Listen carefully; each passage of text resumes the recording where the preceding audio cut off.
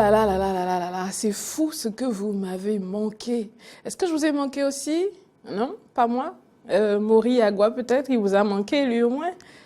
Un petit peu. Et Tessani Condéon, elle vous a manqué? Ah oui, ah d'accord, ok, bon, c'est pas grave. Je suis fâchée, je vous parle plus. Allez, je dis n'importe quoi. Bonjour et bienvenue sur Matin d'Éden. Oui, vous vous êtes pas trompé de chaîne, vous vous êtes pas trompé de fréquence. Bonjour à vous, chers amis, du côté de Diaspora FM. C'est un plaisir que de vous retrouver par ici tous les matins.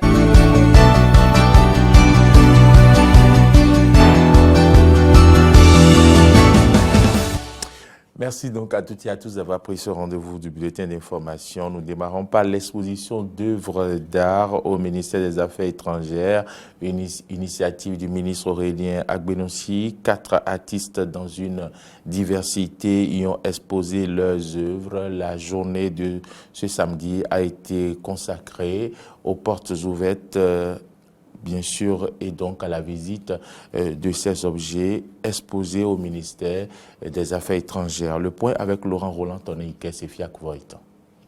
Les locaux du ministère des Affaires étrangères et de la coopération ont abrité, dans la journée de ce samedi 9 novembre 2019, une exposition de 4 artistes, 2 femmes et 2 hommes. Sika Christelle Yaovi, exposante et commissaire de l'exposition, nous précise le contexte. Alors, j'étais à une exposition et Madame Loff, Daniel Loff qui travaille ici, a remarqué aussi mon travail. Et j'ai eu la chance aussi que le ministre remarque aussi mon travail. Donc, il m'a été demandé de venir faire une expo ici avec 3 autres artistes. Et comme c'était d'univers extrêmement différents, j'ai choisi le titre Rencontre, donc la rencontre de plusieurs univers extrêmement différents. J'ai trouvé original que le ministère propose d'accueillir des artistes pour faire promouvoir notre culture béninoise. Et les locaux s'y prêtent bien, ils sont élégants, ils sont beaux, il y a de l'espace. En tout cas, c'est un emplacement rêvé pour les artistes. En dehors des œuvres de Sika Christelle Yaovi, les visiteurs peuvent voir les œuvres du Marocain Zine, du Béninois Enfant Wedé et de la Burkinabé Fatih qui nous présente ici une de ses œuvres, le tableau Nuance. Le tableau, je l'appelle nuance pour montrer la diversité. Déjà, le bleu, pour moi, c'est la couleur du rêve, de l'illusion et tout ça. Le rouge, c'est la couleur du danger. J'ai voulu montrer que dans les rêves, on peut avoir le danger. En même temps, c'est une diversité, en fait. C'est pour montrer que c'est comme le bien et le mal, voilà. Comme le bien et le mal. Et le blanc signifie le bien. Et ça, c'est une fusion. Dans le rôle principal du bâtiment se trouve également une œuvre de Sika Christelle Yaovi qui a travaillé sur le thème Renaissance. On renaît de nos expériences, de nos douleurs, de nos deuils, de tout ce que nous pouvons vivre. Nous donnons naissance à nous-mêmes avec des sous-titres comme Liberté, Naissance, Résilience, Origine du monde, avec une installation ici que j'ai appelée Parole sacrée. La parole sacrée, c'est vraiment le miroir de la fierté que j'ai d'être béninoise et de ma culture. Une exposition bien appréciée par les visiteurs et qui ne cache pas leurs impressions. Ce que j'ai découvert aujourd'hui, c'est de la diversité. C'est surtout du travail et de l'acharnement parce que je remarque que mes confrères ne dorment pas. Ils sont tout le temps là, bataille dure et ils font des travaux. Et quand je regarde, ça suscite beaucoup de questions en moi. Je trouve que l'expo a été belle. Les œuvres sont magnifiques et les artistes sont très bien travaillés. Et on vit à travers leur œuvre. Quand on est devant une œuvre, ils nous racontent sur quoi ils ont travaillé. Chaque œuvre nous parle. Malgré les couacs observés dans l'organisation, Sika Christelle Yaovi a témoigné toute sa reconnaissance au ministre Aurélien Agbenossi et ses collaborateurs qui ont rendu effective cette exposition. Du côté de la commune d'Abomey-Calavi, les responsables municipaux ont consacré ce samedi comme journée de salubrité au cours de laquelle la guerre a été déclarée aux sachets plastiques. Tout ceci a été possible avec la collaboration de l'ONG Engagement Action Sociale. Frédéric Espoir Oumambou, Romaric de Vauchy. Les autorités de la mairie d'Abomey-Calavi se refusent de laisser leur commune envahir par les sachets plastiques. C'est à cet effet que cette campagne de éco-running a été initiée ce samedi. Sur un trajet entre le séminaire Saint-Jean-Eudes et le CEG Godomé en aller-retour, des hommes et femmes de tous les âges ont couru. marcher, scander des slogans, sans oublier de ramasser des sachets plastiques. Un sport qui non seulement fait du bien au corps directement, mais aussi à l'environnement selon le chef d'arrondissement de Godomé. La spécialité de cette campagne, c'est la lutte contre les sachets, les objets en plastique, tout objet en plastique. C'est ça ce que nous sommes en train de faire. Et c'est une marche sur plus de 5 km. Ça va nous permettre de rendre la ville propre, de dégager tous les sachets de notre ville. Pour Victor Adimi, l'engagement de la mairie d'Abomey-Calavi réside dans le fait qu'une fois ces sachets enfouis dans le sol, ils sont à la base, entre autres, de l'inondation. L'effet même le plus négatif même du truc, c'est que ces sachets empêchent l'infiltration des eaux. Donc d'où les inondations par-ci, par-là, d'où vraiment le problème même de salubrité. Vous voyez? Donc c'est tout un ensemble. La ville de Calavi, notre mairie est très intéressée par cette lutte parce qu'on a une population assez forte. Il y a une population assez forte, il faut que cette population soit en bonne santé. Et cette œuvre-là, cette tâche, vraiment est une tâche noble pour notre commune. Elle permet de la garder en bonne santé, la population en bonne santé. Et ça permet d'avoir la tâche de développement qui est notre principale tâche s'accomplir sans aucun problème. Sandra Idossou, présidente de l'ONG Engagement Action Sociale, dira qu'il convient que désormais, chaque citoyen de quelque ville béninoise qu'il soit comprenne les méfaits du sachet plastique. L'objectif pour nous, c'est d'amener toutes les communes du Bénin à se rendre compte que nettoyer ces quartiers, nettoyer ces villes, c'est une responsabilité dans toutes les communes. Ce n'est pas seulement à Cotonou, parce que quand on parle de nettoyer les villes, c'est aussi une façon de donner de la santé à nos populations. Et donc notre objectif, c'est d'amener tous les Béninois, où qu'ils soient, à comprendre que le sachet est un fléau et que nous devons refuser de l'utiliser et surtout nous devons refuser de le jeter sur nos artères. Et c'est pourquoi, sur leur trajet, on s'arrête de temps en temps pour sensibiliser quelques-uns.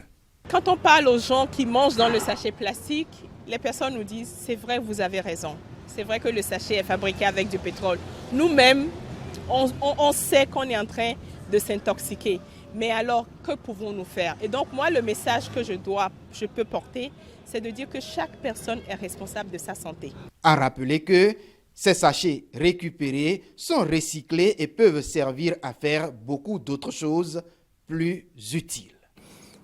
Un dernier élément dans ce bulletin d'information avant de le clôturer. Validé par la Cour constitutionnelle, la nouvelle loi d'amnistie ont été promulguées, bien sûr, validée par la Cour constitutionnelle, la nouvelle loi portant révision de la Constitution et la loi d'amnistie ont été promulguées par le président de la République, Patrice Talon, ce jeudi 7 novembre. Le comité provisoire de l'organe de la jeunesse du bloc républicain a salué le leadership du chef de l'État et renouvelle son soutien au gouvernement. Elle l'a fait savoir au cours d'un point de presse tenu ce vendredi au siège du parti. Suivant un extrait de leur déclaration lue ici par Oswald Akpali.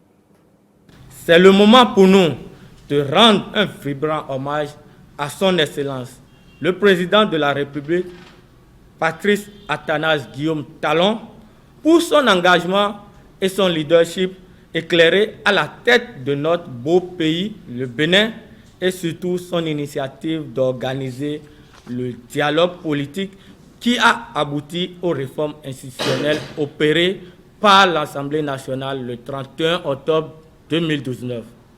Nous saluons également l'ensemble de la classe politique ayant participé au dialogue politique nationale et leur demandons de continuer dans ce sens pour qu'ensemble nous continuions notre marche irréversible vers le développement. Nous invitons le peuple tout entier et en particulier les jeunes à soutenir le chef de l'État en l'accompagnant sur le chantier de l'émergence. Tout ce qui s'opère, c'est le Bénin qui gagne. Le Bénin a toujours étonné et étonnera encore positivement. Et puis, mesdames, messieurs, c'est fini pour ce bulletin d'information. Merci de nous avoir suivis. Eh bien oui, merci à vous, Mori Agua. On l'a senti que vous étiez très emporté par l'élément de tout à l'heure, puisque vous étiez presque... Bon, je me tais. Sinon, vous allez dire que c'est moi qui relève tout. Donc voilà, alors je ne dis plus rien. Happy day, n'est-ce pas, Mori Agua? Yes, happy day. À présent, on va observer une légère pause publicitaire et vous revenir pour la revue des titres. Voilà à quoi ça sert de chercher querelle. Allez, on y va. Samedi dernier, les belles ont fait le baratin. Samedi prochain, on va regarder tout ça de plus près. Sans filtre, sans maquillage et sans Photoshop.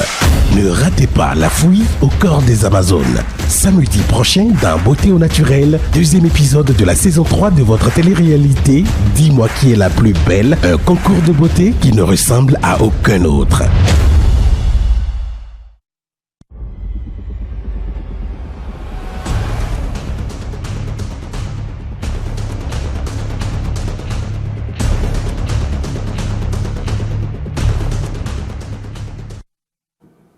Mesdames, Messieurs, merci d'avoir pris le rendez-vous de cette revue des titres sur Matin d'Éden. Nous sommes lundi, nous démarrons par la Nation, promulgation de la loi numéro 2019-40 par le chef de l'État, de nouveaux jours pour la chefferie traditionnelle fête de la Gani, une tradition célébrée avec ferveur. Classe numérique à la une du quotidien La Nation, une réalité dès l'école primaire. C'est ce qu'on retient de la une du quotidien Le Matin, La Nation plutôt, Le Matin, qui s'affiche à présent, promulgation de la loi modificative de la Constitution du Bénin. La une du journal affiche, Pascal Todjinou approuve et appelle à son application. Pascal Todjinou approuve donc la promulgation de la loi modificative de la Constitution du Bénin et appelle à son application. Ayadi, la Constitution est révisée, nous devons avancer. À renvoi et blas dissipe les inquiétudes, titre ce matin. Le Matin, Assemblée nationale, projet pipeline, les députés autorisent sa ratification. Et puis, à la une du quotidien, Le Matinal, mise en liberté des 63 casseurs d'avril, titre Le Matinal, mai et juin 2019, un nouvel acte fort en faveur de la décrispation. Révision de la Constitution, l'opposition globalement satisfaite, titre aujourd'hui le journal Le Matinal qui s'intéresse également à Agapit Napoléon Maflorican sur la politique relative au Filao et qui titre Le président Kérékou ne s'accrochait pas aux biens matériels. Et puis les 4 vérités, regard sur la révision de la Constitution. Les élections générales sont utiles pour 3 raisons. D'ici Pascal Todjinou, le poste de vice-président règle le problème des élections perturbatrices.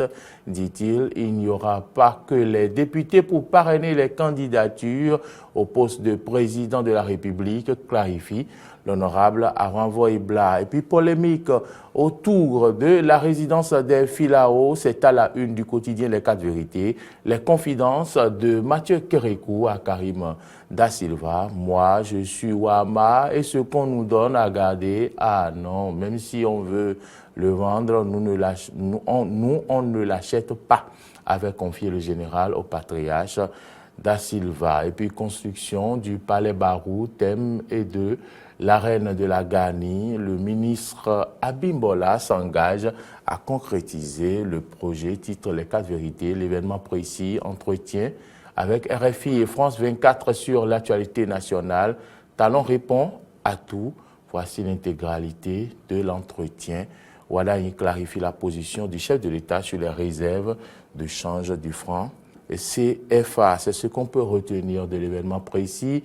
Alors que le Télégramme s'intéresse à la réforme du franc CFA et titre Macron répond à Patrice Talon et lui pose une condition, les clarifications du ministre Roumial Wadagni sur le retrait des réserves de change, recours contre l'État béninois, le président de la République et autres, Rondéon dénonce une double éviction, c'est-à-dire éviction, et et réclame 100 millions à l'État. Titre, bien sûr, le journal Le Télégramme aujourd'hui. Nous passons à la une du quotidien Matin Libre qui parle du projet de construction des jardins de Mathieu. Frédéric Kérékou fait des révélations. Et puis Talon sur France 24 et RFI a fait Yahi, là où la rupture aussi a trébuché. Titre Matin Libre. À la une du quotidien Le Nouvel Observateur, l'on peut lire aujourd'hui gouvernance sous la rupture, Talon en mode ruse et comédie sur RFI et France 24, titre le journal, décès de Albert Tévoïdret, message du président d'honneur de l'Union sociale libérale et de la RB, suite au décès du professeur Albert Tévoïdret, les obsèques démarrent le 22 novembre. Et puis Dynamisme Info à présent, intervention sur RFI et France 24, ce que Talon peut gagner de son rapprochement avec Yahi, titre le journal ce matin. Pour plus de précision, il faut aller dans les colonnes de Dynamisme Info et plus précisément à la page 3, rencontre tripartite dans le cadre de la fermeture des frontières. La CEDEAO donne au Bénin une nouvelle occasion pour aller plaider sa cause. Adresse de Talon à son prédécesseur, Hervé Rumpati invite Yahi à donner suite au signal pour un début de réconciliation nationale. Titre aujourd'hui, Dynamisme Info. Et puis, brusque changement de veste, Todino aussi, quid de la lutte syndicale héritée par la jeune génération. Une interrogation à la une du Dynamisme Info. Nous allons nous intéresser à présent à Émergence Info. Émergence Info qui parle de l'accord entre l'État togolais et le groupe Dangote. Le journal titre Dangote, SEM. Dangote, c'est ciment ou SEM? Dangote s'installe au Togo. Un investissement de plus de 2 milliards annoncé. Rapatriement de biens pillés et critiques sur le franc CFA, titre Émergence Info. Patrice Talon confirme son esprit panafricaniste. C'est ce qu'on retient aujourd'hui de Émergence Info. Et puis Libération parle du dialogue politique, révision de la Constitution, amnistie et titre acteurs politiques, personnalités de la société civile, point de suspension, apportent leur soutien à Talon. Projet de loi des finances 2020 au Parlement. Le défilé devant la commission budgétaire commence donc ce jour, lundi. Titre la Libération, titre bien sûr Libération. Et puis la primeur parle aujourd'hui de l'Assemblée nationale à sa une, audience publique ouverte en commission budgétaire. Le journal écrit CIPB, ANCB, CCIB, CA et CNPA passe devant les parlementaires dès ce jour. Les pharaons maintenant, culte traditionnel, rituel de la Gani, accompli par Sabi Naina III. Les pharaons également, en politique, s'intéressent aujourd'hui à Jacques Ayadi et titre Jacques Ayadi apprécie la nouvelle constitution. Voilà l'événement du jour à présent, décryptage de l'actualité politique béninoise. Les forces de l'opposition ont passé le temps à faire du surplace. Selon Ayadi, présence de la délégation gouvernementale à la Gani 2019, le projet de construction du palais impérial du Barou, thème annoncé. Voilà. Et puis, application de la loi d'amnistie, votée au Bénin, 63 détenus libérés, la parole tenue du président Talon. Le Clairon, candidat ou non en 2021, Talon priorise plutôt ses actions quotidiennes. À la une du journal, on peut lire construction et exploitation d'un système de transport des hydrocarbures par pipeline. L'accord bilatéral entre le Niger et le Bénin ratifié. Important de le savoir. Eh bien, Natacha Kofi, c'est fini pour la une des journaux de ce lundi. Nous sommes 11 novembre 2019, 11-11-2019. Merci de nous avoir suivis. Merci à vous, Mori Agua. Il était important de souligner qu'aujourd'hui, c'est le 11-11. Moi, ça me fait penser à l'histoire des heures jumelles. Ceci pour vous dire que Mori Agua est jumeau. Allez, je rigole. À présent, on observe la pause publicitaire et on revient juste pour vous.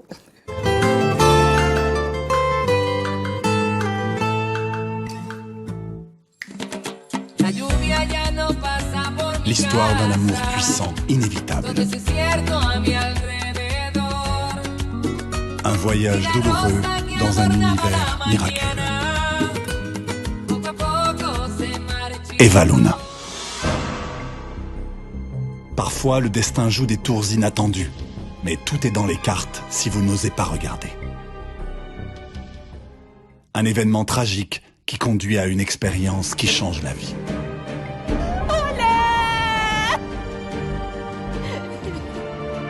Je jure que je vais retrouver l'homme qui t'a assassiné. Et je vais venger ta mort. Quand Eva rencontre l'homme de ses rêves, son pire cauchemar commence alors. Elle devient la cible la plus convoitée. On tente de la détruire et de la chasser des pensées de l'homme qu'elle aime. Parce que je ne supporte pas qu'une autre femme puisse s'approcher de lui. Tu te comportes parfois de façon obsessionnelle. Je suis une obsessionnelle. Mais rien ne pourra briser sa volonté. Et avec l'aide d'un allié secret... Mais moi, oui, je commence à te faire confiance. C'est vrai? Eva. Retrouvez chaque jour à 20h30 2 épisodes d'Eva Luna, votre nouveau feuilleton. Eva Luna, de l'amour, des intrigues, du suspense et de la haine.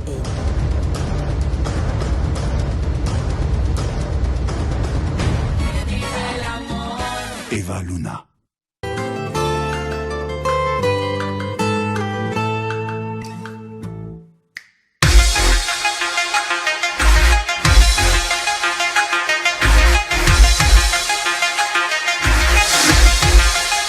Décryptage, c'est votre tribune pour mieux comprendre un pan de l'actualité nationale. Décryptage, c'est tous les mardis et jeudis à 19h. Décryptage, c'est à suivre sur Eden Télévision et Diaspora FM.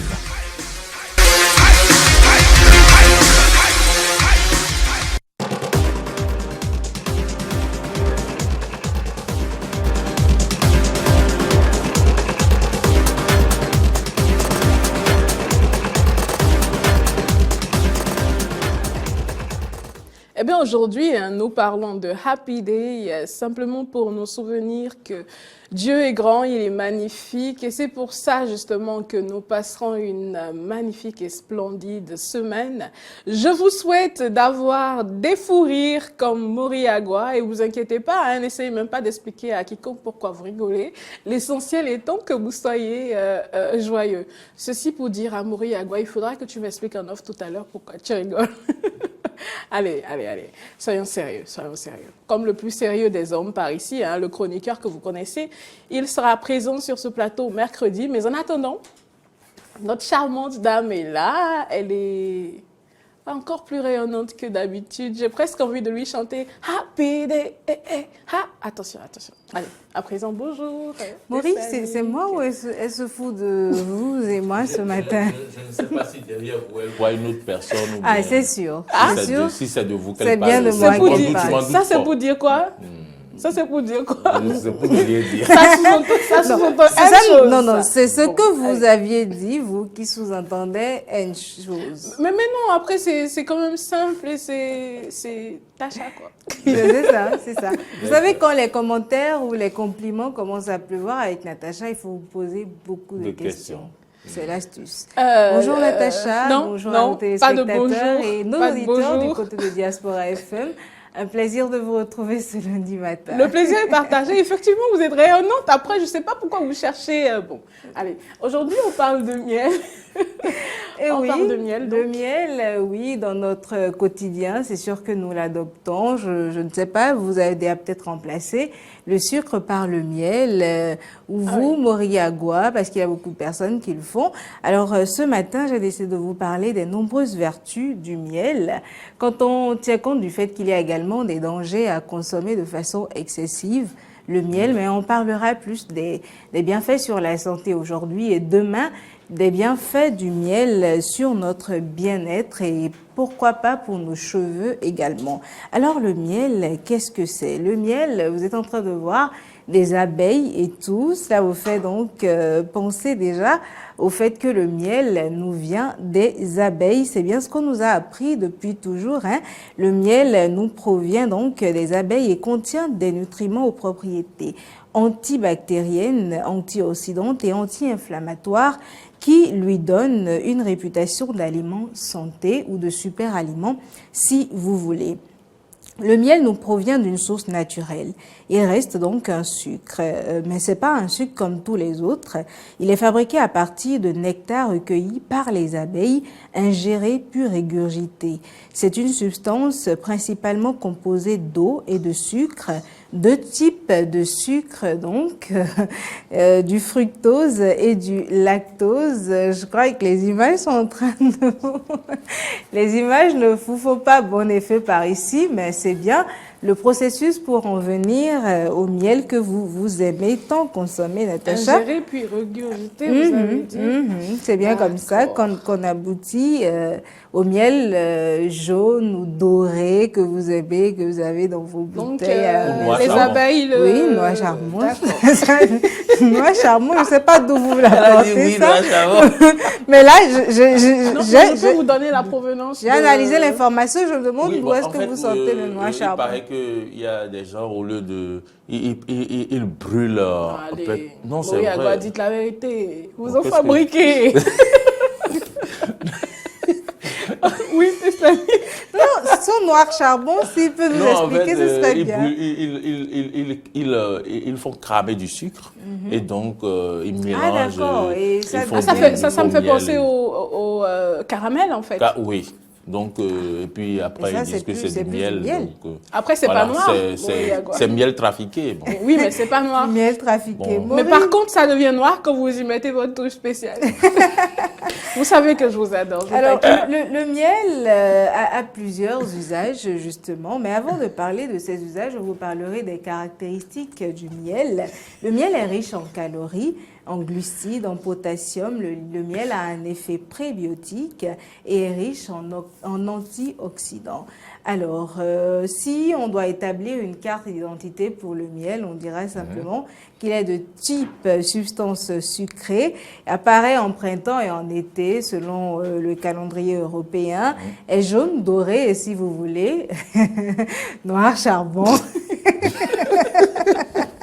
Et a une saveur sucrée. Alors, pour parler justement des usages que nous pouvons faire du miel et de ses bienfaits pour notre santé, puisqu'il est riche et puisqu'il a un effet prébiotique, voilà, ils sont non assimilables par l'organisme qui joue un rôle dans la balance de la microflore intestinale. Elle est magnifique, cette image. Oh, merci beaucoup. C'est une cuillère en bois, voilà, et du miel qu'on est en train de un tout petit peu. Alors le miel aurait possiblement un effet prébiotique sur le corps humain en améliorant donc la croissance, l'activité et la viabilité des bactéries, des bifidobactéries, voilà, et des lactobacilles, de la microflore intestinale, des bactéries importantes pour notre santé. Là, vous avez des une macération de miel et d'ail. D'ail, exactement. Là également, c'est les différents usages qu'on peut faire du miel. On entend souvent dire, quand vous avez la toux ou les maux de gorge, vous pouvez découper de l'ail et le consommer avec du miel et vous vous sentez mieux les minutes après. Mais avant tout ça, il semblerait bien que le miel agisse sur des bactéries dans notre organisme qui sont importantes pour notre santé. Le miel peut s'accompagner également de citron, voilà. C'est super bon. Voyons. Quand vous y ajoutez beaucoup de miel, c'est ça. Non. Et juste un tout petit peu d'eau pour garder le goût sucré, c'est super bon. Souvent pas d'eau, non. Mais le miel et le citron, par contre, luttent contre la grippe. Oui. Dans l'eau tiède. Oui, dans l'eau tiède, oui, c'est ça. Donc là, c'est des toasts au miel. Voilà, quand vous voulez faire des toasts au miel. Ça me fait penser à une certaine matinale. Je le gardais pour la fin pour vous rappeler qu'en dépit de tout, pour vous rappeler qu'en dépit de tout, le miel est utilisé pour toutes les petites sucreries, tous les petits plaisirs qu'on a envie de se faire. Et en dehors de tout ça, le miel est une source alimentaire d'antioxydants. Du coup, la majorité des antioxydants que nous avons interagissent dans la neutralisation des radicaux libres dans notre corps, ce qui permet donc de prévenir l'apparition des maladies cardiovasculaires. On vous dira donc de consommer du miel si vous voulez lutter contre l'hypertension, l'hypotension, les cancers également et certaines maladies liées aux neurones. Alors on adopte désormais le miel, mais dans une quantité acceptable parce que l'excès de toute chose nous nuit. L'excès du miel également, puisque comme tous les autres sucres, c'est du sucre, même s'il n'a pas la même provenance que les autres sucres. Le miel contient la même quantité de sucre ou de calories que les autres agents sucrants, mais dû à son pouvoir sucrant plus élevé, il est un choix intéressant car on en consomme en quantité plus faible. Également, comme celui-ci possède un indice glycémique plus faible, il demeure un choix donc plus avisé pour les personnes atteintes de diabète. Je ne veux pas faire de la contre-publicité pour les usines qui fabriquent du sucre blanc et tous les autres. Ne faites pas, je vous aide. Alors, n'attendez pas d'être atteint du diabète pour consommer du miel. Optez pour le miel dès maintenant. Voilà, j'allais le dire, mais beaucoup plus gentiment. J'allais vous dire tout simplement que face à tous les autres types de sucre que vous avez, le miel reste un meilleur choix. Mais là encore, il vous faut savoir faire le choix du miel que vous devez utiliser parce qu'il y a le faux et le vrai. On en a sur le marché. On l'a constaté récemment d'ailleurs. Ah oui, j'étais avec vous justement quand on nous a fait remarquer la différence entre le vrai et le faux miel. Donc, je vous invite à faire très attention, mais surtout à l'adopter. C'est vrai que le miel est sucré, mais du fait qu'il soit un peu plus sucré que les autres sucres standards qu'on a, vous faites plus attention et il est moins concentré que les autres sucres qu'on nous propose. Donc, que vous soyez diabétique ou non, c'est le choix optimal pour votre santé. Ben merci. Merci. Et demain, nous saurons exactement ce que le miel peut faire pour la santé de notre corps et de nos cheveux, pourquoi pas. On a hâte d'être à demain, du coup. En attendant, chers amis, je vous répète, optez pour le miel, c'est l'une des meilleures options du moment quand on veut maintenir sa santé au top. Je dis ça, je dis rien, comme d'habitude. Vous dites comme tout sans jamais rien dire. Alors, merci Tessanic, merci Mori Agua. Merci à vous, je suis là. Vous nous avez énormément aidé. Pourquoi? Non, mais j'ai suivi. Schématiser les choses. Elle parle de miel, donc oui, bien sûr. Voilà, le miel depuis l'enfance, on en consommait. Absolument. C'est ça qui donne l'intelligence d'après ce que nous disaient les parents. Oui. Donc voilà, il fallait permet de mieux assimiler les cours et ainsi de suite. Absolument, absolument. Vous avez tellement raison. Absolument, vous avez tellement raison. Ça sonne tellement Elle ironise, faux. il faut la laisser. Non, mais c'est vrai. En plus, c'est pour dire non. Effectivement, vous savez tous autant que nous sommes. Les parents nous ont fait subir ça d'une façon ou d'une autre. Dans l'eau, dans la bouillie, dans tout ce qu'on boit, ça y passait. Ça Elle est dans sa journée internationale de l'ironie.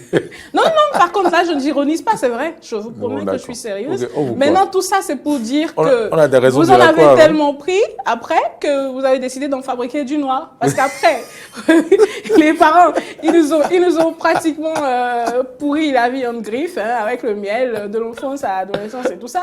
À un moment donné, on dit le miel doré, on en a assez. Alors, on fabrique du miel noir. Bon, à présent, on va planter le décor pour l'humour et rigoler un petit peu. Rigoler plus qu'on rigole déjà.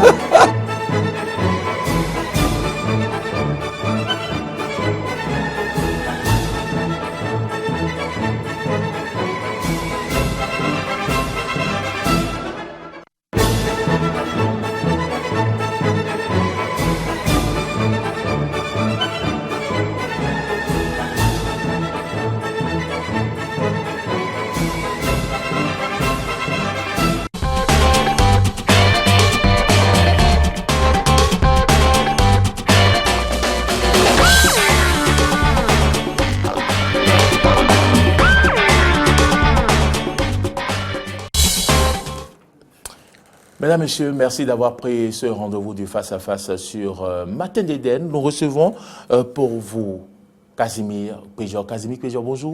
Bonjour, Maurice Agua. Ça fait quand même un moment que vous êtes venu sur notre plateau. Ça fait plaisir de vous retrouver quand même. Partagé. Aujourd'hui, nous allons parler des répercussions économiques de la fermeture des frontières nigérianes sur le Bénin. Si répercussions il y a, pour en débattre, vous l'avez vu. Casimir Péjor, il est sur ce plateau. Il est bien sûr analyste économique, directeur de publication du journal le Nouvelle Économie, pas le Nouvelle, mais Nouvelle Économie, d'ailleurs, dont le numéro 146 est paru aujourd'hui. Et depuis plusieurs mois, Casimir Péjor, le Nigeria a pris une décision de fermeture de ses frontières avec le Bénin. Dans cet environnement économique, dans un environnement économique comme le nôtre, le Bénin est-elle le seul pays à en souffrir? Beaucoup. 4 pays en souffrent directement. Une dizaine de pays en souffrent énormément, mais de façon indirecte. Et je dirais une vingtaine de pays vont subir à moyen terme les affres donc, de cette fermeture-là. Quand je parle des pays directs, c'est le Bénin, c'est le Niger, c'est le Tchad et le Cameroun qui vont donc connaître cette situation. Et pourquoi ces pays vont en souffrir au même titre que le Bénin? Oui, au même titre, mais pas aux mêmes échelles, parce que c'est des pays frontaliers du Nigeria. Vous avez le Bénin qui est à l'ouest du Nigeria, vous avez le Niger également qui est au nord-ouest du Nigeria, vous avez le Tchad qui est au nord-est du Nigeria et le Cameroun qui est pratiquement au sud-est du Nigeria. Et donc, la décision fédérale a concerné ces 4 pays pour ce qui concerne donc la réexportation. Et j'ajouterai sauvage des biens, des denrées alimentaires surtout, mais aussi des armes sur le sol donc nigérian. Ça, c'est une décision que nous avons tous appris à connaître. Cette décision dure déjà 81 jours. Ça, il faut le préciser. Chaque jour que Dieu fait, c'est un jour nouveau pour donc cette crise-là, pour le Bénin surtout, pour le Togo. Vous allez me demander tout à l'heure pourquoi le Togo. Pour le Ghana aussi, vous allez aussi poser la question. Et pourquoi pas pour le Burkina Faso? Et le Nigeria n'en souffre pas? Le Nigeria n'en souffre pas? Oui, le Nigeria en souffre, mais moi, en de pareilles occasions, la proximité géographique avec mon pays et surtout avec les pays de l'UEMOA m'amène donc à faire une analyse beaucoup plus sur ce que nous subissons. Ce que le Nigeria subit, ce que le riche subit en fermant ses frontières, il est le seul à savoir quelles sont les dispositions qu'il a donc prises pour pouvoir donc faire face à cette situation. Donc, le riche ne m'intéresse pas. Parce que c'est lui qui a créé la crise. Le Nigeria est le riche. Mon problème. Le riche quand vous comparez le Bénin et le Nigeria. Première puissance africaine, le Nigeria a pris cette décision, elle est certainement la seule à savoir pourquoi elle a pris cette décision. Dans ce pays des riches, il y a des pauvres, parce qu'il y a beaucoup de commerçants qui viennent s'approvisionner en produits, en denrées alimentaires et repartent au Nigeria. Je suis d'accord avec vous, mais lorsqu'un pays décide donc de subventionner le prix, je prends juste cet exemple-là, le prix donc des produits hydrocarbures, je veux parler de l'essence, du gasoil et autres, vous comprenez forcément que ce pays a l'abri quand même d'un certain nombre de besoins. Je ne peux pas comparer le PIB, par exemple, du Nigeria à celui du Bénin. Vous savez, dans la CEDEAO, c'est la première.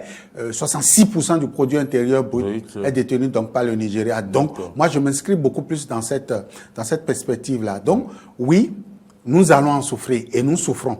Nous souffrons énormément. Nous souffrons plus que les Nigériens, nous souffrons plus que les Camerounais, plus que les Tchadiens, parce que nous n'avons pas du pétrole. Le Niger a du pétrole, le Tchad a du pétrole, le Cameroun a du pétrole et a du café, a du cacao. Donc, eux, ils ne m'intéressent pas. Et en plus, ces 2 autres pays que je viens de citer, c'est la CEMAC, c'est la Communauté économique des États donc de l'Afrique centrale. Ils ne m'intéressent pas parce que ici, c'est mon pays et les autres et mes frères qui m'intéressent. Et dans ce débat, je voudrais que les Béninois et les francophones évoluent un peu plus et oublient un peu l'émotion. L'émotion ici, c'est « Ah, ça nous est arrivé, c'est la 2e fois. » Non, terminons avec ce débat, analysons les choses comprenons ce qui s'est passé, voyons ce qu'il faut pour la résilience. La résilience, c'est la capacité donc d'un système. De s'adapter, de supporter. Merci, de supporter. De surmonter la crise pour que vous ne puissiez donc pas laisser trop donc de plumes, que vous n'en pâtissiez pas, voilà un peu. Donc, c'est beaucoup plus ça qui m'intéresse. Qui a raison, qui n'a pas raison, là n'est pas le débat. Et d'ailleurs, on n'est pas là pour ce débat-là. Déjà, on constate quand même que le Bénin arrive à surmonter, du moins à tenir. Qu'est-ce qui fait la force du Bénin actuellement? Vous pensez que le Bénin surmonte? Il y a plutôt que nos dirigeants ont mis sur pied un système pour faire oublier la crise. D'accord. Oui, on a connu par ici une petite situation de mort et de résurrection. Entre-temps, on est revenu donc avec le dialogue social. On a perturbé un peu avec le contre-dialogue ou l'anti-dialogue. On a fini, on a révisé la Constitution. On a fini, on a dit amnistie. On a fini, on a fait émission. Bref, on essaie d'oublier la crise. Ouais. Ça, c'est d'abord une stratégie. C'est un atout. C'est un atout que d'oublier si la vous crise. voulez. On fait oublier la crise. Okay. On détourne l'attention des médias de la crise vers autre chose. Le temps que la population donc ne puisse pas sentir. Mais le hic dans ça, pendant qu'il y a la crise, on envoie encore des policiers chicotés, renvoyer des trottoirs. Oui, ceux qui vendent l'essence frelatée. Ça vient greffer encore à la galère, si j'ose parler ainsi, des populations. C'est les petits couacs qu'il ne fallait pas par ici. Sinon, ils sont dans leur démarche, faire oublier la crise, faire penser aux Béninois que tout va bien. Mieux, vous allez voir un chef d'État serein, avec la presse internationale, qui même invite les journalistes et la communauté internationale à ne pas donc prendre cette situation comme... Non, c'est faux. Nous souffrons. Oui. Déjà, on remarque la pénurie des denrées alimentaires qui provenaient du Nigeria. Il faut l'avouer, si vous fréquentez les marchés, on va vous dire il y a plus certains produits parce que ces produits-là venaient du Nigeria. Et donc, quand même, comment cette crise est-elle perceptible au Bénin, puisque vous disiez tantôt que les attentions sont détournées? Les Béninois continuent par vivre quand même. L'essence, chaque fin d'année, le prix montait jusqu'à 1000 francs, mais malgré la fermeture, l'essence de contrebande quand même n'a pas connu un prix aussi élevé comme 1000 francs et autres. Comment on arrive quand même à surmonter ces difficultés? Alors, il faut dire que d'un point A vers un point B, de Semekpodji vers Malanville, nous ne vivons pas la crise de la même manière. De Semekpodji à Ilakondi, nous ne vivons pas la crise de la même manière. Il en est de même de Cotonou à Boycon, on ne vit pas la crise de la même manière. Il y a des régions qui sont fortement dépendantes donc du Nigeria. Semekpodji, Porto-Novo, que vous le veuillez ou non, où il y a un certain nombre de produits qui inondaient le marché. Vous l'avez dit, je ne voudrais pas revenir dessus. Mais il faut comprendre aussi que la crise, elle est graduelle. L'État fédéral envoie une crise, mais de façon graduelle. Au départ, on nous a dit c'est le riz et les armes. Oui. Patatras, on a compris que l'essence est rentrée un peu dedans avec 450. C'est déjà ça, la flambée des prix. 450, on a géré. Jusqu'à 450, 500, on ne continue pas à gérer. On en est là. Subitement, le Nigeria dit, payez-moi mes factures d'électricité. Conséquence, on est là, bizarrement, personne ne nous dit rien, mais on voit l'électricité qui chavire. Oui. De petites coupures, des trucs qui ont l'air d'un délestage. Le ministre ne vient pas parler, le DG, il joue au jeu. Les chefs jouent au jeu. Est-ce que dans un environnement économique où nous avons un voisin qui est aussi puissant, est-ce que à ce voisin seul, il pouvait décider dans la CEDEAO de procéder ainsi? N'est-ce pas un assassinat? Quand vous êtes têtu, quand vous êtes un enfant récalcitrant de votre papa, il convient une fois par an que papa vous chicote. Non, on mérite bien ce qui nous arrive. Écoutez, je ne suis pas d'accord avec vous. Oui, je suis d'accord que vous ne soyez pas d'accord. Mais nous sommes quatre. Nous sommes quatre dans le foyer. 3 n'en souffrent pas. Un seul en souffre. Qu'est-ce qui s'est passé? On a passé tout notre temps à tricher dans ce pays. On ne travaille pas. Vous savez, tout à l'heure, je suivais tout à l'heure un débat sur le miel, ça m'intéressait. Savez-vous que le Bénin produisait la meilleure qualité de miel au niveau de la sous-région, au point où l'Union européenne est venue donc nous proposer un marché, mais parce qu'on triche, parce qu'on passe tout notre temps à prendre du sucre, à brûler le sucre et à envoyer comme du miel, on en est là.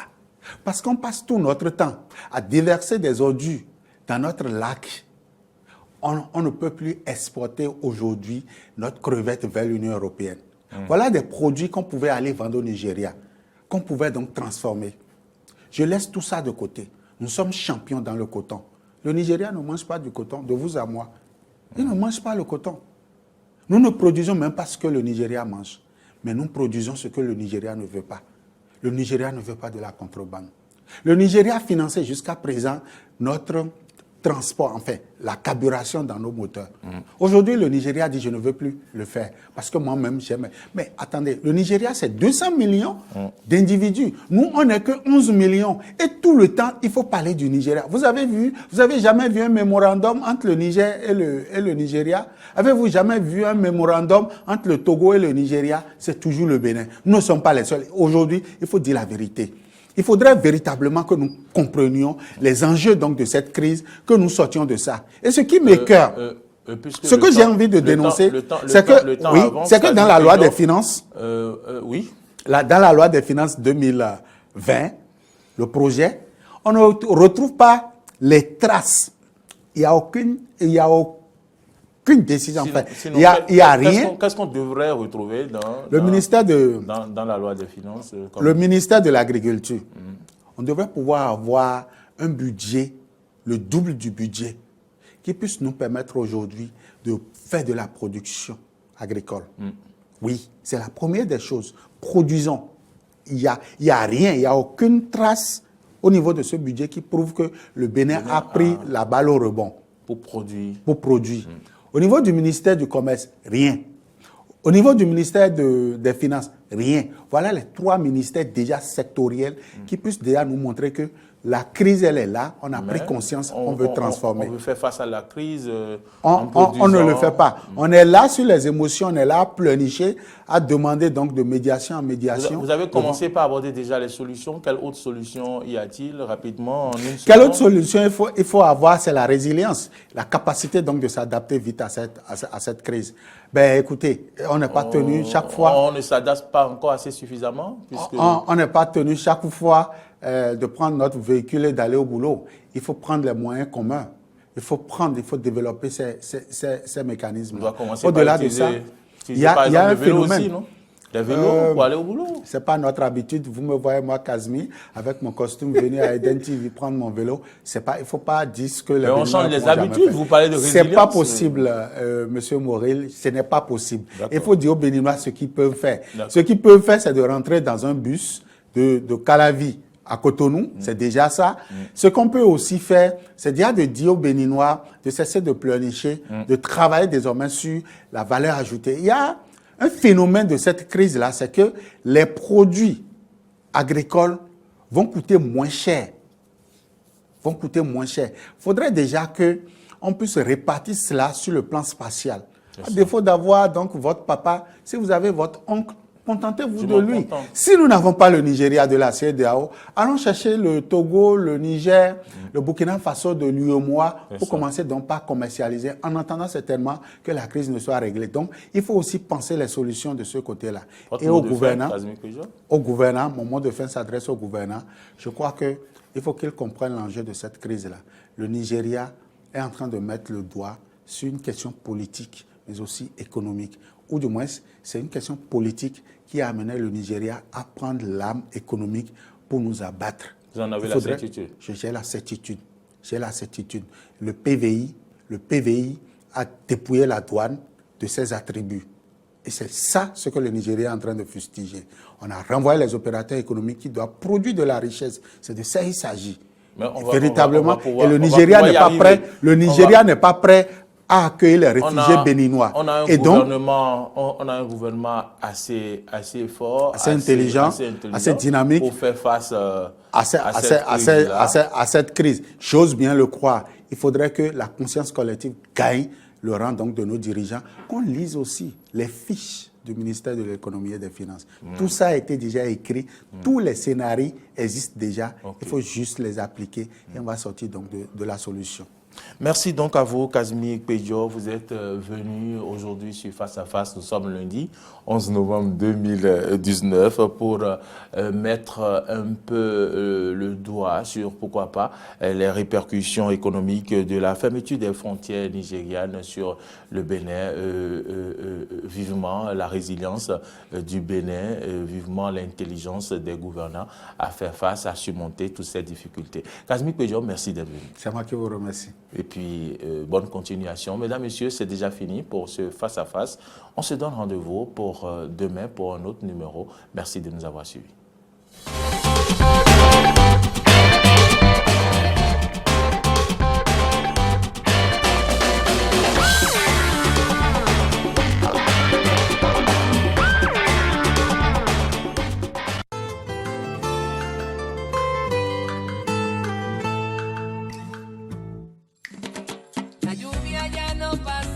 L'histoire d'un amour puissant, inévitable. Un voyage douloureux dans un univers miraculeux. Eva Luna. Parfois, le destin joue des tours inattendues, mais tout est dans les cartes si vous n'osez pas regarder. Un événement tragique qui conduit à une expérience qui change la vie.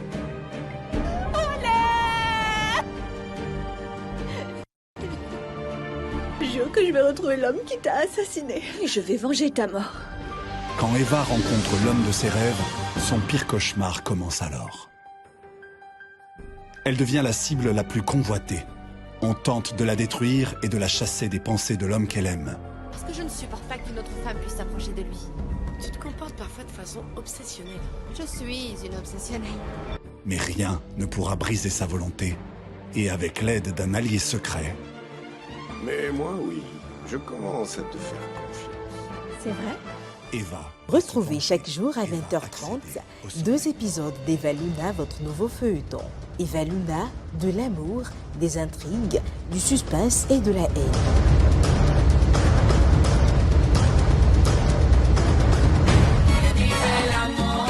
Eva Luna.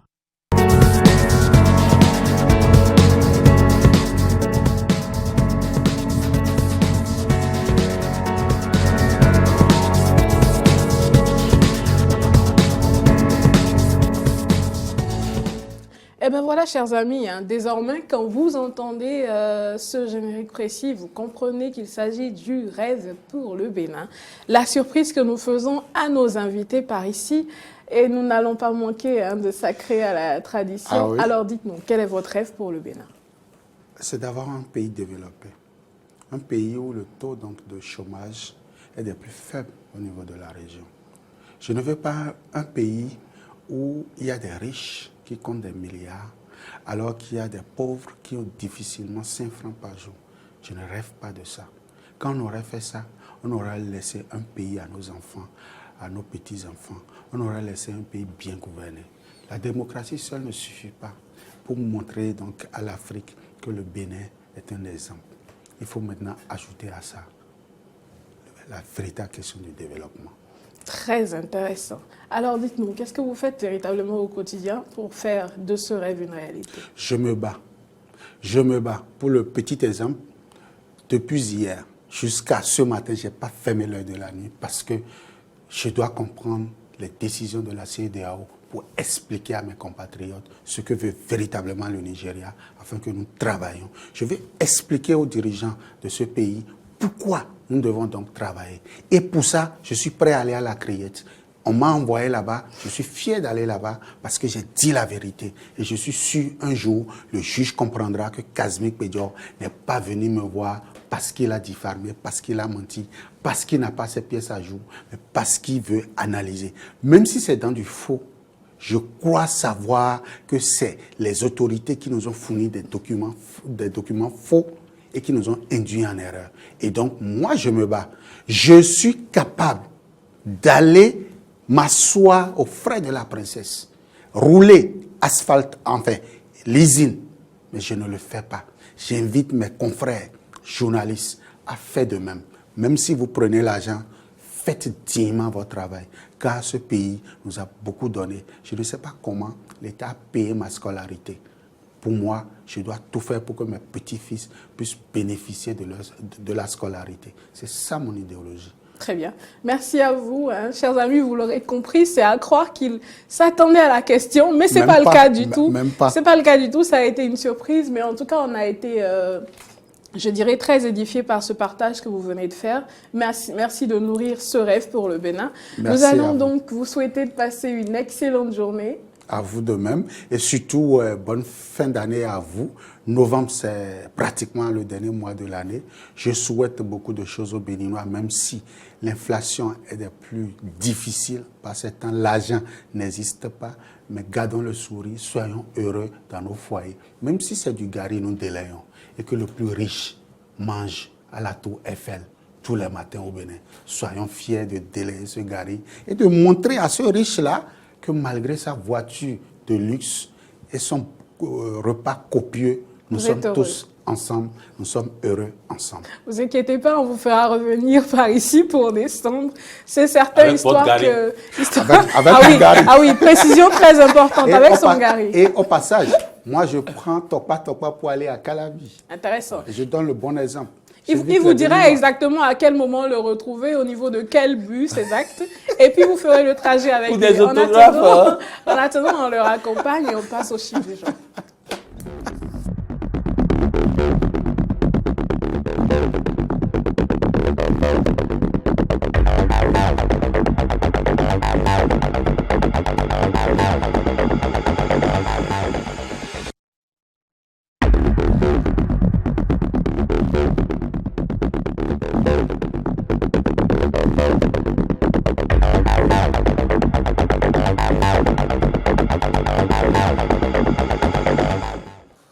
Eh bien voilà, chers amis, nous sommes là. Hein.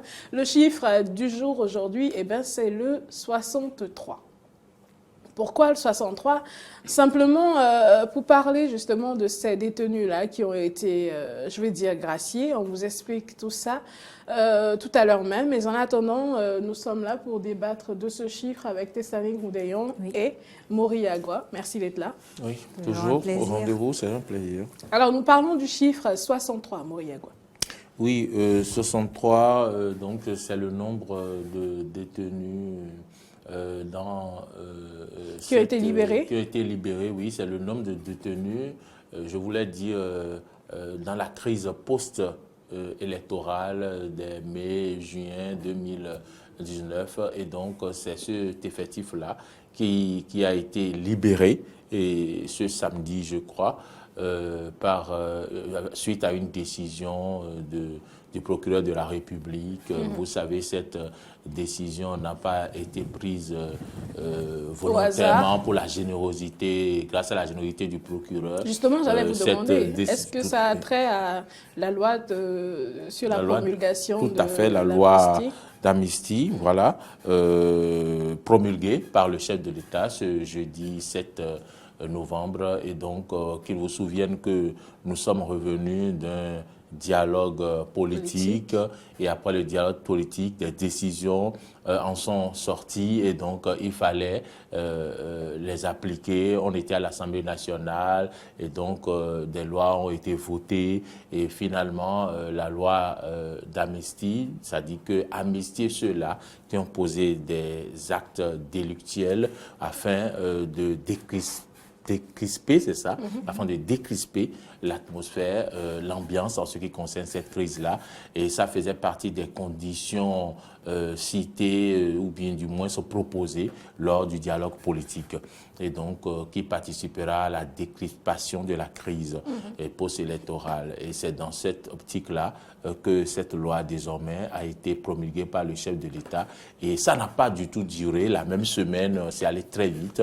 Les décisions sont sorties. Le procureur de la République a donc pris la décision de libérer ces personnes-là, sauf si ces personnes ont d'autres charges voilà, qui pèsent, qui sortent du cadre de la crise post-électorale. D'où nous avons ce chiffre 63 détenus donc libérés ce week-end. Très bien, donc il s'agit, si j'ai bien compris, avant de revenir à Tessani Gouléon, il s'agit donc de 63 personnes impliquées dans la crise post-électorale, c'est-à-dire que les conflits qui ont suivi les élections, vous le savez, tout ce qu'il y a eu à Kadiaou, à Tchaourou ou ailleurs, où on a mis la main sur des gens qui ont posé des actes de vandalisme ou d'autres actes, incitation à la violence, qui ont tenu des propos, comment on dit, des propos d'incitation à la rébellion. Donc, c'est aussi ça. Et toutes ces personnes-là, quand même, qui ont été arrêtées.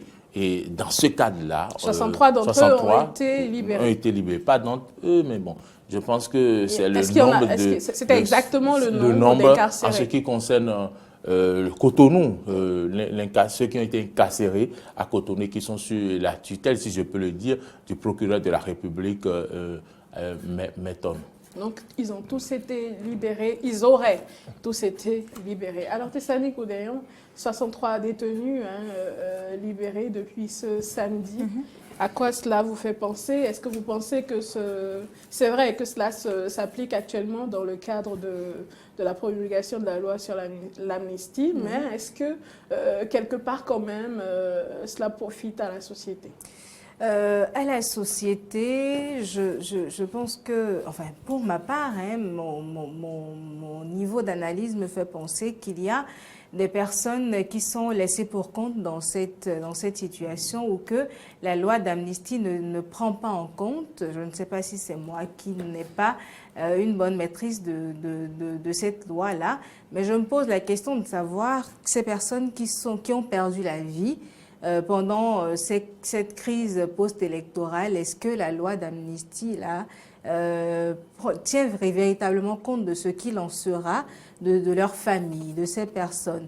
Les autres, on les met en liberté aujourd'hui et il n'y a plus aucune condamnation qui pèse contre elles d'ailleurs, parce que l'amnistie, mieux que la grâce, efface la condamnation également, mais la peine...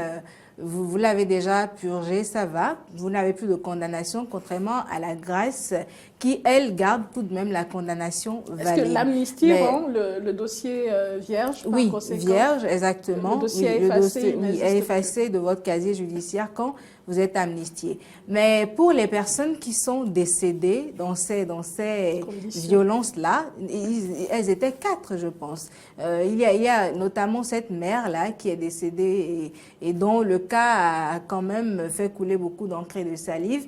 Je me demande si la loi d'amnistie aujourd'hui tient compte de ces cas et qu'est-ce qui sera fait pour alléger la peine de ces familles-là. C'est bien qu'on ait pu libérer les autres, mais quand on les libère, quelle est l'assurance qu'on a qu'elles ne se remettront pas au front pour les mêmes peines pour lesquelles elles ont été elles ont été détenues tout ce temps.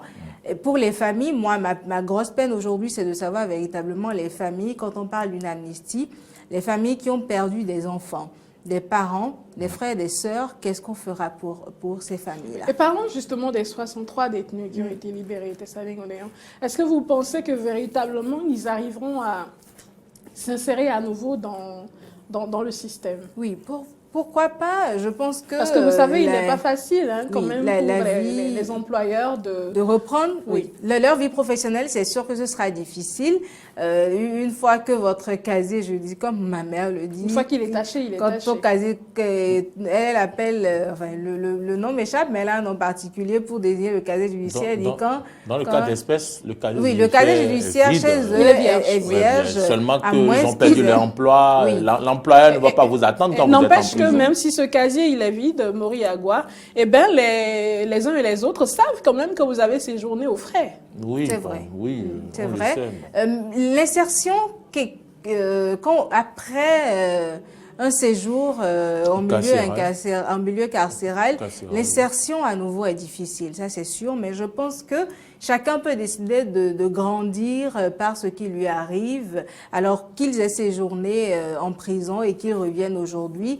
Par la force des choses, je pense qu'ils peuvent prendre le bon côté de la situation et avancer au mieux, s'insérer dans d'autres milieux professionnels. S'ils ne peuvent pas retourner à leur ancien emploi, ben c'est évident qu'on les aurait remplacés à leurs différents postes, qu'ils puissent se trouver autre chose, puis qu'ils puissent s'occuper et surtout qu'ils puissent apprendre de leurs erreurs. Parce que une loi d'amnistie ne viendra pas toutes les fois où ils tomberont dans ces revers-là. Alors je pense que c'est beaucoup plus de prendre conscience aujourd'hui et de savoir que ce n'est pas à eux de régler les problèmes, de se mettre au front pour régler, comme on le dit, les problèmes d'État, laisser les forces de sécurité et de défense le faire. Voilà. Très bien. Alors, Mori Agua, 63 détenus qui ont été libérés. Oui. Je posais la question de savoir, est-ce que ces détenus-là, véritablement, réussissent à se réinsérer dans le système? Il est clair que, même si désormais le casier, il est vierge, même si leur casier judiciaire est effacé, les uns et les autres tout de même, parce que ce sont des sujets qui ont frayé les chroniques. Donc les uns et les autres savent qu'à un moment donné, ils ont été mis au frais, ils ont été incarcérés. Maintenant, est-ce que cette décision du chef de l'État, parlons de la loi d'amnistie, est-ce que véritablement cela est-ce que je vais dire règle, non? Alors, est-ce que cela ne calme pas quelque peu les tensions qui jusque-là sont toujours perceptibles? Il y a toujours des foyers de tension. En fait, c'était l'objectif et qu'ils vous souviennent que... Est-ce que cela règle la question? Ce n'est pas la règle, mais c'est l'une des conditions posées par exemple, les partis de l'opposition pour pouvoir, avant d'aller même au dialogue politique, qu'ils vous souviennent que le chef de l'État avait convoqué plusieurs partis de l'opposition et ces partis-là ont exigé, autre point des revendications, il fallait libérer les personnes impliquées dans cette crise. Et donc, pour faire les choses dans les règles de l'art, cette loi donc, a été votée. Mais cette loi concerne seulement, a pour objectif de pardonner les coupables des violences électorales. Donc, ils sont coupables. Non, ils sont coupables. S'ils n'étaient pas coupables, ils n'allaient pas se retrouver en prison. Et donc, c'est pour les pardonner et non prendre en compte ce que deviendra après... aller au secours plutôt aux parents des personnes décédées ou autres. Cette loi ne parle pas de cela, mais pardonne ceux-là reconnus coupables qui sont dans nos prisons. Et donc, c'est ce qui a été fait. Et lorsque vous êtes en prison déjà, si vous avez des enfants, vous avez des parents, vous savez que déjà toute la famille prend un coup, il faut des gens pour subvenir à vos besoins en prison, il faut la tracasserie, vous apporter à manger, tout ce qui va avec. Donc déjà, c'est un lourd fardeau qu'on vient de leur ôter parce que tout au moins les familles qui faisaient les navettes de la maison vers la prison ne le feront plus. Et donc, ils retrouveront leurs parents à la maison et non enfermés quelque part, privés de liberté. Et la suite, il y a le regard de la société. Et dans le cas d'espèces, quand même, qui pèse lourd dans la balance, quand même. Oui, ça pèse, mais dans le cas d'espèces, on comprend que c'est une situation qui est arrivée, peut-être indépendamment de votre volonté. Vous vous êtes retrouvé au mauvais endroit, au mauvais moment. Cela demeure un point d'ombre, hein, cela demeure une question. Et Natacha, si vous permettez, contrairement à ce que disait Maureen tout à l'heure, parlons des victimes et des coupables, plusieurs victimes se sont retrouvées également au mauvais endroit, au mauvais moment. Oui, et pourquoi est-ce qu'on ne devrait pas tenir compte du cas de ces victimes-là? Peut-être qu'après, ils vont se pencher sur ces questions-là. En attendant, la loi d'amnistie ne prend pas en compte cela. Et ça pose un véritable problème, à mon avis, parce que ces victimes-là aussi ont des familles, et si les familles des personnes présumés coupables ou non, qui ont été relâchés aujourd'hui, peuvent souffler aujourd'hui. Il faut que les familles des victimes aussi puissent souffler. On ne demande pas forcément qu'on leur apporte une aide financière ou autre, mais qu'il y ait une once de compassion qui montre véritablement que les familles, là aussi, on tient compte de leur peine, comme on tient compte de celle des coupables aujourd'hui qui sont libérés. Mais en même temps, parlons de la loi d'amnistie, on sait désormais que cela fait... cela a rapport au pardon et du coup véritablement on ne pourrait pardonner quelqu'un qui n'est plus, encore que de quel crime est-il coupable, après cela demeure une interrogation. Alors j'allais vous demander, Mori Agua, ça a commencé par Cotonou, nous espérons que cela se poursuive. Oui, normalement, ça doit se poursuivre s'il y a d'autres personnes incarcérées dans d'autres prisons sur l'étendue du territoire national. S'il y a, il y en a-t-il? Il y en a. Oui, il doit en avoir, puisque on sait bien que ceux qui ont participé aux violences qu'on a observées, par exemple à Parakou et à Tchaourou, s'il y a des gens qui ont été arrêtés parmi ces personnes-là, ce n'est pas à Cotonou qu'il faut les amener avant de les incarcérer. Donc, avant de les relâcher, il faudrait pouvoir le faire de l'autre côté. Voilà, donc certainement que les dispositions sont déjà prises puisqu'on n'a pas d'informations à ce propos et donc peut-être qu'ils sont déjà libérés ou du moins ça va se faire dans les jours à venir. On l'espère en tout cas véritablement. Ce qui est certain, c'est que cette décision salutaire vise quand même à quelque peu calmer ces foyers de tension toujours perceptibles quand même au Bénin. C'est l'objectif. On espère que l'objectif soit véritablement atteint. En attendant, Tessani Gouléon, vous avez souligné un point de la question très important également, qui en tout cas pour ma part me touche. Il s'agit justement de toutes ces personnes qui ont perdu la vie durant cette période de crise.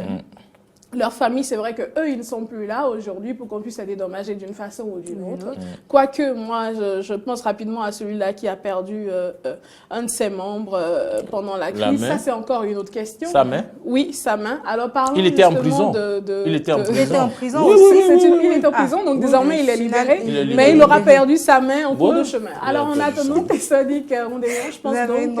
façon de dire. C'est vrai. En cours de chemin. Quel chemin? En cours de route, il a perdu sa main. Mais bon, il est libéré. D'accord, mais bon, la main, elle ne reviendra pas. Alors, Tessani Gouléon, justement, ces familles-là, j'espère que d'ici là, véritablement, il y aura peut-être une loi ou en tout cas un système mis en place pour d'une façon ou d'une autre répondre à leurs besoins.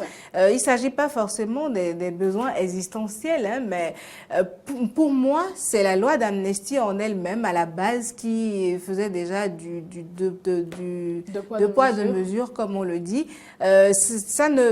Véritablement, une partie a été laissée pour compte. Et si on peut régler ce problème très rapidement, ce serait l'idéal, parce que ces voix aussi comptent. Absolument, ces voix comptent.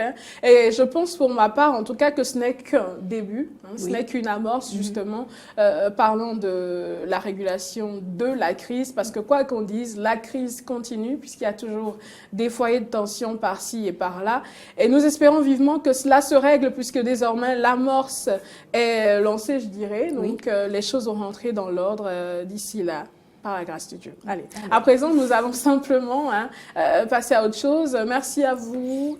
Merci, Natacha Kofi. C'est toujours un plaisir, toujours. Merci à vous. Merci, Natacha. À présent, nous allons parler bouillon de culture.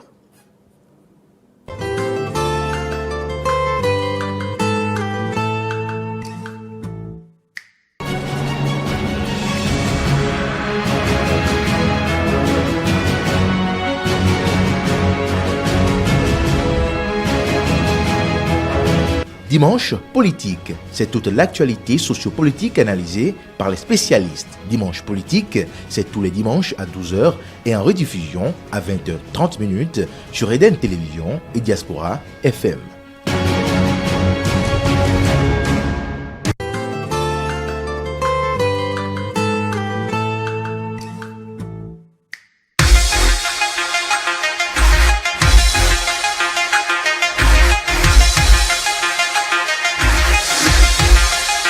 Décryptage, c'est votre tribune pour mieux comprendre un pan de l'actualité nationale.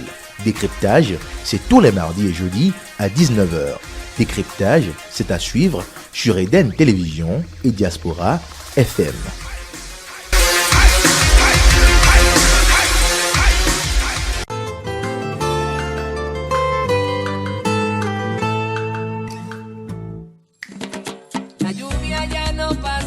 L'histoire d'un amour puissant, inévitable.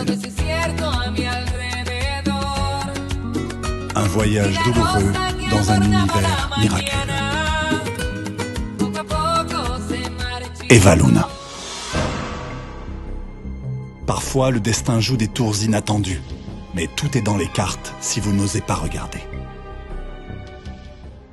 Un événement tragique qui conduit à une expérience qui change la vie.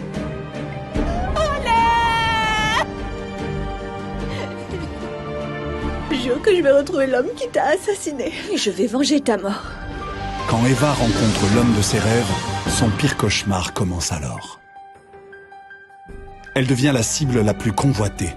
On tente de la détruire et de la chasser des pensées de l'homme qu'elle aime. Parce que je ne supporte pas qu'une autre femme puisse s'approcher de lui. Tu te comportes parfois de façon obsessionnelle. Je suis une obsessionnelle. Mais rien ne pourra briser sa volonté. Et avec l'aide d'un allié secret... Mais moi, oui, je commence à te faire confiance. C'est vrai? Eva. Retrouvez chaque jour à 20h30 2 épisodes d'Eva Luna, votre nouveau feuilleton. Eva Luna, de l'amour, des intrigues, du suspense et de la haine.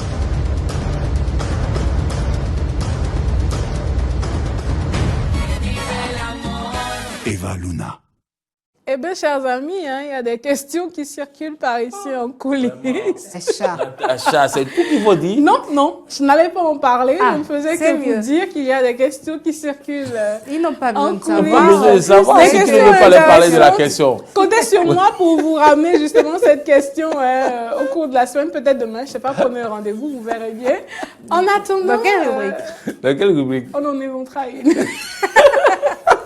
Enfin, cette question n'a même pas sa place dans nos rubriques. Ok, si, Think Loud par exemple, ce sera un sujet parfait pour le Think Loud. Ah bon, elle trouve pas ça. Non, allez, on parlera plutôt donc juste pour vous. Oui, puisqu'il s'agit de santé également de l'autre côté. Un médecin pourrait nous expliquer si effectivement... Quoi? Si effectivement toutes les maladies arrivent. Bon, allez, j'arrête. Alors, les amis, on en parlait la semaine passée, notamment en fin de semaine. Notamment en fin de semaine, on parlait donc de quoi déjà? De ces 300 000 francs fixés justement pour la dot. Est-ce que vous seriez d'accord si je prenais, bon pas moi, si un de mes frères venait épouser ou prendre une femme chez vous et qu'il apportait 300 000 francs, plutôt que d'acheter tout ça, il vous apporte 300 000 francs, il dit voilà, tenez, et puis je prends la femme, je m'en vais. Est-ce que vous seriez d'accord? Après, c'est une autre façon également de régler la question. Bon, je dis ça, je rigole. En attendant, c'est de ça que nous parlons, donc... à travers Think Loud aujourd'hui. Et pour en parler, justement, je suis avec mes acolytes favoris, avec Mouri Agua et Testani Goudéon. J'aurais bien aimé qu'on demande aux téléspectateurs si la dot...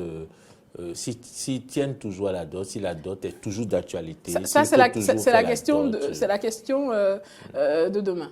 C'est la question du Think Loud de demain. Ah, voilà. D'accord. Alors, en attendant, aujourd'hui, on se demande si les 300 000 francs, véritablement, vous les recevrez ou pas. Ça, c'est la question qu'on se pose depuis vendredi. Il faudra nous appeler pour nous expliquer. Ah ben oui, c'est une question. Je vous apporte 300 000 pour une femme chez vous, vous prenez ou pas? Voilà. Est-ce que vous allez dire, comme ma mère, va épouser l'enfant du député qui a décidé de prendre 300 000? Ou est-ce que vous, vous serez content, vous allez dire 300 000, non, c'est même trop. Amène 100 000, ça va se comprendre. C'est une question, on plante le décor et on revient pour en débattre.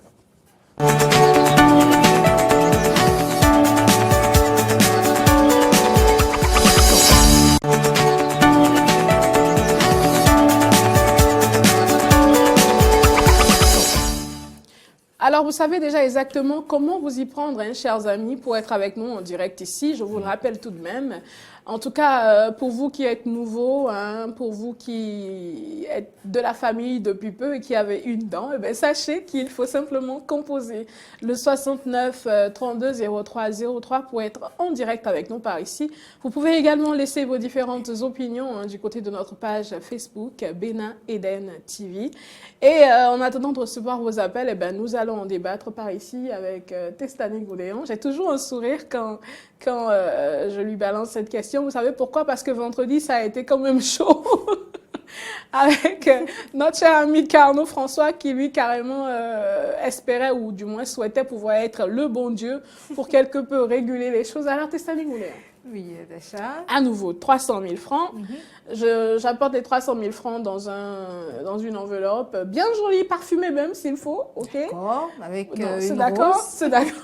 Avec une rose au passage. Si vous voulez, oui. Vous la préférez comment, votre rose? Rouge? Verte. D'accord, d'accord. Est-ce qu'il y en a de roses vertes? J'en sais rien. Mais bon, alors moi, je connais au moins les roses rouges, donc juste pour emmerder la terre, je veux des roses vertes. Avec l'enveloppe de 300 000 francs, donc, est-ce que vous allez, avec joie et gaieté, prendre l'enveloppe et me laisser votre fille? Je vais applaudir. Pour dire quoi? Bienvenue dans la famille. Mais je ne suis pas sûre que vous repartirez tel que vous êtes venu. Vous allez toujours garder l'enveloppe? J'espère. Je garde l'enveloppe. Et vous gardez la fille? C'est très important. Vous gardez l'enveloppe et vous gardez la fille. Et un de vos membres. Bon, je viens plus alors. Au passage. Non, mais sérieusement, oui, vous voyez que c'est pas loin de la sorcellerie. C'est pas du tout loin de la sorcellerie. J'espère sincèrement que les choses ne se passeront pas comme ça.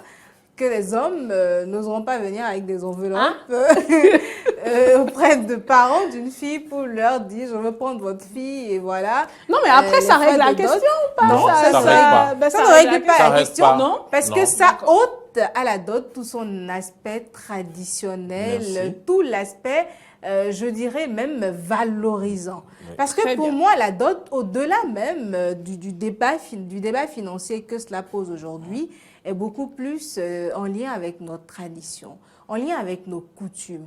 Et cela n'est pas une question d'argent. C'est vrai qu'aujourd'hui, nous en sommes arrivés... Si ce n'est pas une question d'argent, alors pourquoi nous nous plaignons des 300 000 francs? Vous ne mettez pas 300 000 francs dans une enveloppe. D'accord, mais on se sert de 300 000 francs pour acheter l'essentiel, ça devrait suffire. C'est ce dont on débattait la dernière fois où je disais que je ne pense pas qu'à l'heure actuelle, avec 300 000 francs, vous puissiez acheter tout ce qu'il faut donc, et tenir dans le compte. Une noix de cola, un peu de sel. Vous allez prendre la fille dans votre propre famille et on en parlera après. En fait, on ne peut pas vouloir parler de cette question de dot et la réduire à de l'argent. Non, ce n'est pas une question d'argent. Mais de toutes les façons, il faut de l'argent pour ça. Oui, il faut de l'argent pour ça, mais la femme n'est pas à vendre. D'accord. La femme n'est pas à chosifier. Très bien. Et donc... et c'est un homme qui le dit, c'est important de le noter. Ce n'est pas un marché où on vient, on débat le prix de la femme pour l'acheter. C'est une question d'amour. Et ensuite, derrière ça, il y a une tradition. Très bien. Alors, les 300 000 francs, véritablement, on les prend, on ne débat pas, on prend les 300 000 pour aller acheter l'essentiel. Je dis qu'il ne s'agit pas d'une question d'argent. Très bien.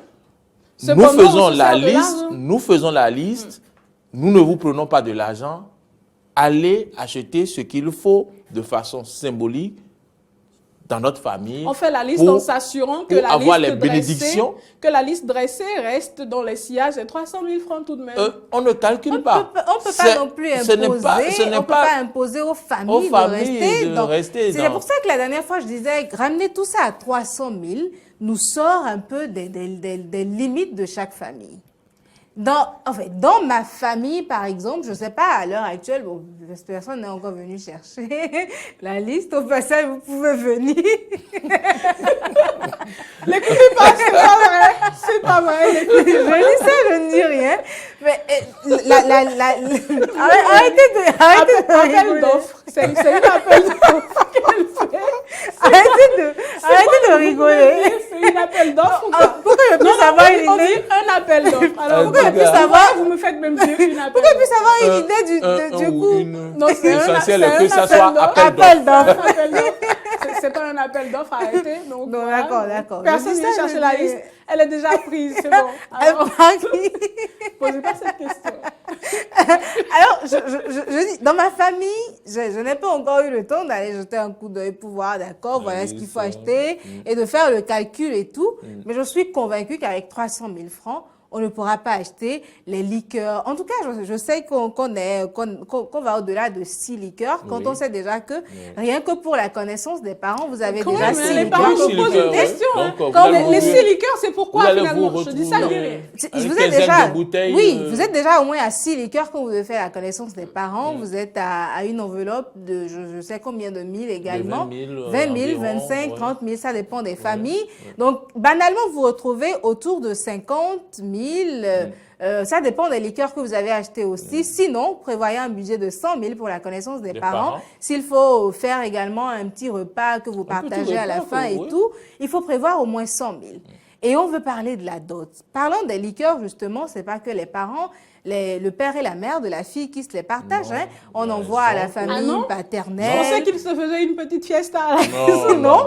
Il y a la famille paternelle est représentée, la famille maternelle est représentée. On envoie la part et si la fille est dans une communauté religieuse, je pense même, pour ce que j'ai déjà vu, que la communauté religieuse aussi a à sa main, et on doit leur envoyer aussi quelque chose pour dire quelqu'un est venu officiellement demander la main de votre fille. Et la fille, aujourd'hui, parce qu'elle est de cette communauté, n'est plus que notre fille, mais également votre fille. Et s'il faut déjà être à ce budget-là pour ne serait-ce que la connaissance des parents, qui est, si on doit bien faire le compte, le deuxième pas après la présentation, le deuxième pas. Si on veut aller à la dot, vous voulez qu'on demande aux gens de dépenser 300 000. Ils achèteront quoi avec les 300 000? Avec ils achèteront la noix de cola et 10 ou 12 bouteilles de liqueur qu'on demande déjà. Les noix de cola, je ne sais pas combien ça fera. 41 noix de cola. Le cola et le sac. Ça ne varie pas d'une famille à une autre. Non, souvent. D'accord. Le sac de sel, les pagnes, les ustensiles de cuisine, c'est pas grande chose. Non, c'est symbolique. C'est symbolique pour montrer aux familles, voilà. Les pagnes, je pense, après avoir échangé avec ma mère, c'est pour dire, quand votre fille viendra chez moi, elle ne restera pas nue. Et il y aura de quoi la couvrir. Les ustensiles de cuisine pour dire, quand elle viendra, voilà ce dans quoi les premiers repas que je vais manger, elle doit me les concocter. Il y a le savon, il y a l'éponge, il y a la serviette, le parfum. Ces petites choses-là n'ont l'air de rien, mais avec 300 000, vous n'y arriverez pas. Et après, il faut également prévoir le petit repas qu'on va partager. La femme qui est dotée va s'habiller. Chacun de chez lui avant d'arriver. Non, au cours de la dot, on va prendre une pause, tout le monde ira manger et revenir. Non, vous mangez avant d'arriver. Donc, je pense, et la femme qui sera dotée également va s'habiller. C'est autant de dépenses. Voilà par exemple, voilà le côté même qu'on oubliait. La femme oui, si, elle doit s'habiller. Non, sincèrement, si la femme qu'on veut doter, ça doit s'habiller là. 300 000 ne peut même pas suffire. Non. Une remarque rapidement. Elle se chante 3 fois. Une remarque rapidement, Maurice Agua. Et pourquoi vous l'avez dit avec autant de femme, dites-moi, elle ne s'habillait pas entre-temps? Elle était nue? D'accord. Bon, après, il y a l'habillement. Pour la circonstance. Il faut la prestance. C'est le mariage traditionnel. Est-ce que vous avez entendu la prestance? Pour la circonstance, il faut la prestance. Ok, d'accord. Oui. Et l'élégance. Non, c'est un mariage. Et autant le mariage religieux, on nous dit il faut la robe blanche. Est-ce que ce n'est pas justement ce gaspillage de fonds que le député veut justement... Vous parlez de... Le mien est passé, donc je peux tout dire. Non, sérieusement... Je rigole. J'entends des gens qui se disent qu'est-ce qu'elle raconte. Allez, je rigole. Sérieusement, je me dis, si on nous impose par exemple la robe blanche et tout pour le mariage religieux... C'est pas imposé. Vous pouvez venir en robe bleue si vous voulez, même noire. Ouais. C'est pas imposé. Oui, mais pour toute la solennité, tout ce qu'il y a derrière, vous mettez en robe blanche, le costume, c'est vrai qu'on casse un peu les codes aujourd'hui. Une énorme parenthèse, Samick, parlons justement de la robe blanche. La robe blanche, c'est supposé signifier que vous êtes pur. Alors, si vous n'êtes pas pur, mettez-vous en noir. Alors, c'est pareil chez nous aujourd'hui. Oui, nos auditeurs... On va rappeler rapidement, le numéro à appeler, c'est le 69 32 03 03. 69 32 03 03. Il faut dire, vous savez que parfois ils sont tellement emportés par ce ce dont on débat ici qu'ils oublient de nous appeler. Vous verrez qu'ils vont appeler à 5 minutes. On a besoin d'avoir leur avis aussi. Je ne suis pas contre le fait qu'on puisse limiter les dépenses, mais 300 000 est très limite, à mon avis. Pour vous, ce serait combien? 500 500 000, oui, je le proposais déjà la dernière fois. Et comme on le dit également aujourd'hui, ce n'est pas une charge, même si certaines personnes sont contre, moi je ne suis pas totalement contre le fait qu'on puisse partager les charges liées à la dot. Je ne suis pas totalement contre. Seulement, je me dis qu'il y a des choses essentielles que l'homme doit porter comme charge. Cher ami, merci de carrément éteindre merci de nous caresser votre le poste téléviseur ou votre poste récepteur, je vous prie. Votre tympan est toujours protégé. Très bien. Merci à vous, Diatoro. Merci, Diatoro. Bonjour, bienvenue, on vous écoute. Ok, bonjour à vous. Bonjour, bienvenue et on vous écoute.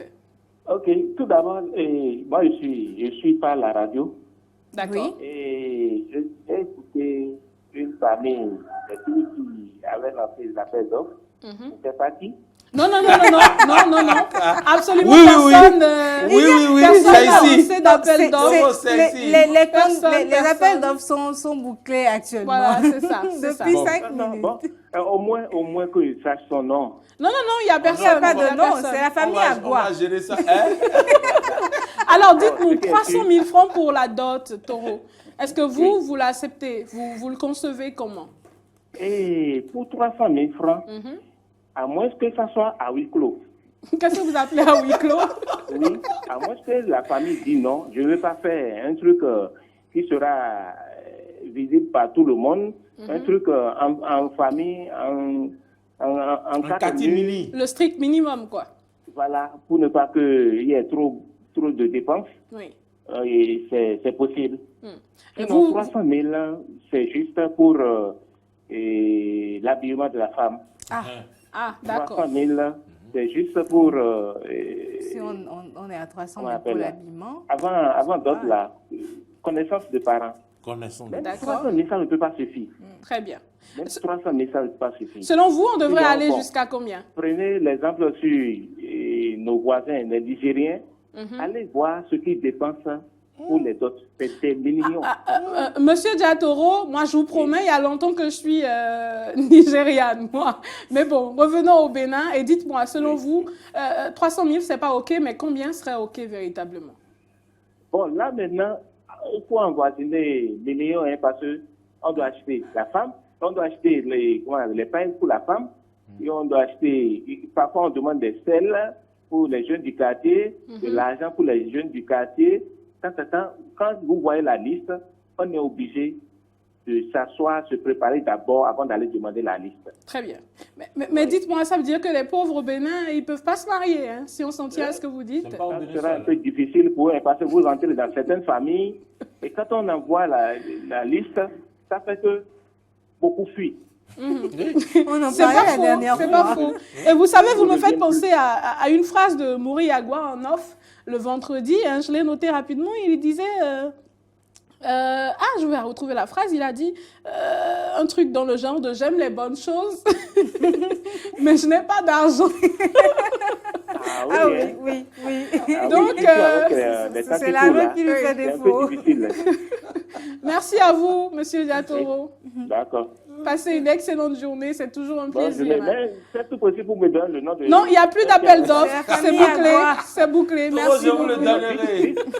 Dites-là que je ferai tout possible pour connaître ce nom-là. Non.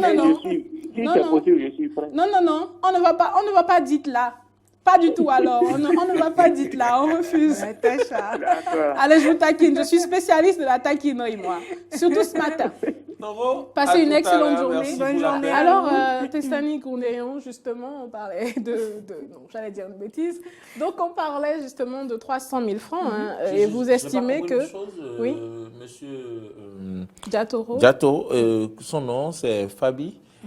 Il a dit qu'il ne me suit pas à la radio, c'est ça? Je pense que nous avons une famille en ligne. Bonjour, merci de vous présenter. Je suis à la télé. À la radio. Oui, c'est monsieur Vigan Kopiroc.